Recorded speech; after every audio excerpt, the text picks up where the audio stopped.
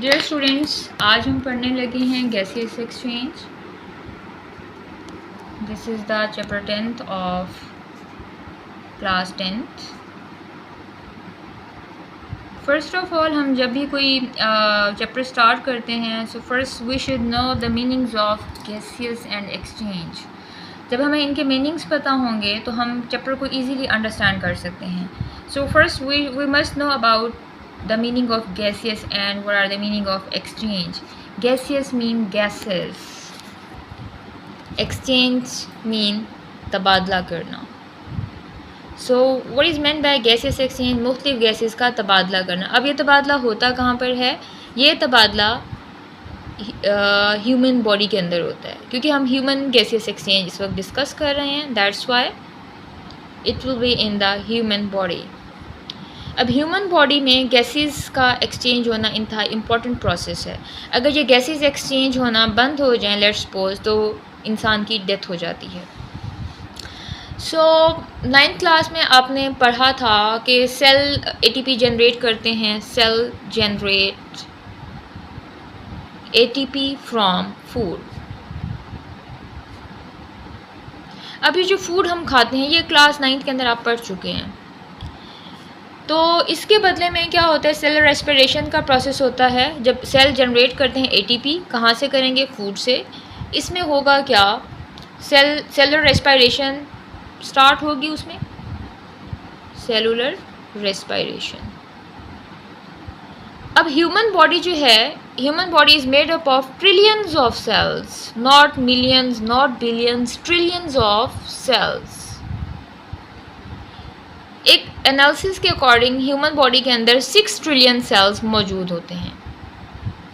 अब ये जो trillions of cells human body के अंदर हैं, तो हर सेल के अंदर क्या होता है? सेलुलर रेस्पिरेशन होती है, ईच एंड एवरी सेल के अंदर। और हर सेल क्या जनरेट करता है? एटीपी जनरेट करता है। किसके थ्रू? फूड के थ्रू। तो एक लंबी डिबेट है, इसको मैं शॉर्टली यूँ बताऊँगी कि जो खाना हम खाते हैं वो खाना डाइजेस्ट होता है। अमूमन जनरली एक लेमैन को ये पता होता है कि ये खाना हमारे स्टमक के अंदर डाइजेस्ट होता है। ये बात भी ठीक है, लेकिन जब हम जैसे ही हम खाना मुंह के अंदर डालते हैं तो कुछ डाइजेशन हमारे मुंह के अंदर स्टार्ट हो जाती है, फिर कुछ डाइजेशन हमारा स्टमक करता है, फिर rest of the digestion takes place in our small intestine. अब स्मॉल इंटेस्टाइन में डाइजेशन का लास्ट प्रोसेस कंप्लीट हो जाता है। वहाँ से अनडाइजेस्टेड फूड हमारी लार्ज इंटेस्टाइन में जाती है, वहाँ से रेक्टम में, वहाँ से बॉडी से बाहर एक्सक्रीशन के थ्रू एक्सक्रीट हो जाती है। तो हम बात कर रहे थे एटीपी की। अब जब हमारी फूड डाइजेस्ट हो गई, ये फूड हमारे ब्लड के अंदर डिफ्यूज़ कर जाती है। डिफ्यूज़ किस फॉर्म में करेगी? एटीपी की फॉर्म में करेगी। ठीक है। अब हमारे सेल्स को, हमारी बॉडी के एक एक सेल्स को, एक तो फूड की ज़रूरत होती है, दूसरा ऑक्सीजन की ज़रूरत होती है। ठीक है। अब इनमें से कोई एक चीज़ ना मिले सेल को, तो सेल क्या होना शुरू हो जाता है? डेड होना शुरू हो जाता है। और हमारी बॉडी में जो है हर सेल की डिफरेंट लाइफ होती है। कोई कुछ सेल 3 महीने ज़िंदा रहते हैं, कुछ सेल 4 महीने ज़िंदा रहते हैं, तो उनकी जगह पे नए नए सेल्स बनते रहते हैं। आई होप कि आपको चीज़ें अच्छे से समझ आ रही होंगी। तो अब सेलुलर रेस्पिरेशन किसके साथ लिंक करता है? गैसियस एक्सचेंज के साथ करता है। हमारा सेल क्या करता है? ऑक्सीजन को सेल के अंदर यूटिलाइज़ करता है और बदले में वहाँ से क्या रिलीज़ करता है? Carbon dioxide. ये हम सब जानते हैं कि ये तो हमारे छोटे क्लासेस में हम यही पढ़ते आ रहे हैं कि हम अपनी बॉडी के अंदर ऑक्सीजन को इनहेल करते हैं और कार्बन डाइऑक्साइड को जो है वो एक्सहेल करते हैं। इसको हम इनहेल करेंगे और इसको हम क्या करेंगे? एक्सहेल करेंगे। ठीक है। अब जब हम इनहेल करते हैं तो खाली ऑक्सीजन तो हमारी बॉडी के अंदर नहीं जाती है, ऑक्सीजन के साथ और डिफरेंट गैसेस भी जाती हैं, और कार्बन डाइऑक्साइड हमारी बॉडी से क्या होती है? एक्सहेल होती है। तो ये प्रोसेस हमारी बॉडी के एक एक सेल के अंदर हो रहा होता है। अब सेलुलर रेस्पिरेशन एक्चुअली होती क्या है? Cellular respiration is the process in which the carbon hydrogen bonds in food are broken. इसमें होता क्या है? Carbon hydrogen bonds in food are broken by oxidation reduction reactions and the energy is transformed into ATP. In aerobic respiration oxygen is used. Aerobic respiration में oxygen इस्तेमाल होती है and there is complete oxidation of the food material. Carbon dioxide and water are also produced in this process. अब ये gaseous exchange के अंदर 3 main steps हैं हमारे, जो आज की टॉपिक में मैं आपको कवर करवाऊंगी, और वो कौन कौन से हैं। First one is the cellular respiration, जो भी हमने पीछे पढ़ा। Second one is the gaseous exchange,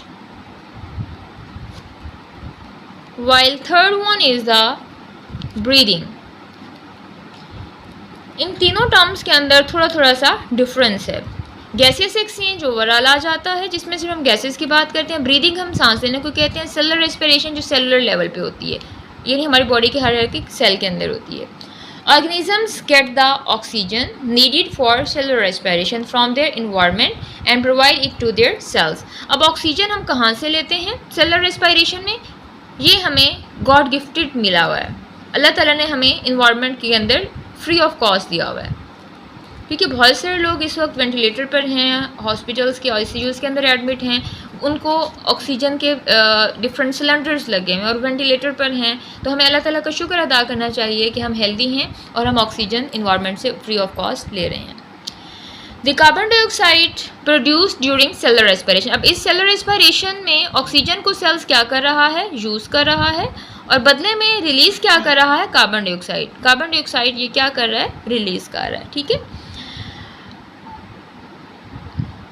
carbon dioxide produced during cellular respiration is taken out of their cells and ultimately form the body. अब गैसियस एक्सचेंज, ये तो थी cellular respiration की बात। अब हम बात करते हैं गैसियस एक्सचेंज एक्चुअली है क्या। Gaseous exchange is the taking in oxygen, ये प्रॉपर हम टर्म यूज़ करते हैं, taking in oxygen and giving out carbon dioxide. Giving out carbon dioxide is termed as the gaseous exchange. This is all about the gaseous exchange. Now we are moving towards the new term that is said to be the breathing. Breathing ये तो बच्चे बच्चे को पता है कि सांस लेने को कहते हैं। तो हम इसको साइंटिफिकली कैसे यूज़ करते हैं इस टर्म को? The term breathing is use for the process. It is actually the process. Okay, process हम मरहले को कहते हैं कि ये कैसा मरहला है। अब हम देखते हैं through which animals, here we are talking about the animals. Humans are also said to be social animals. Humans भी animals की कैटेगरीज के अंदर आते हैं, बट humans animals की कौन सी कैटेगरी में आते हैं? social animals में। So हम इसको collectively animals को term हम यहाँ पे यूज़ करते हैं, take air in their bodies to get oxygen from it and then giving out the air to get rid of carbon dioxide. Thus breathing and respiration are not synonyms. Breathing और respiration को हम एक जैसा नहीं कह सकते। Respiration involves the mechanical and the biochemical processes, whereas breathing is only the mechanical or physical process of exchange of the gases. I hope कि ये आपको टर्म समझ आ गई होंगी। नेक्स्ट इंशाल्लाह हम गैसेस एक्सचेंज इन प्लांट्स में से स्टार्ट करेंगे और उसके आगे फिर हम ह्यूमंस का प्रोसेस भी स्टार्ट करेंगे। Thank you very much.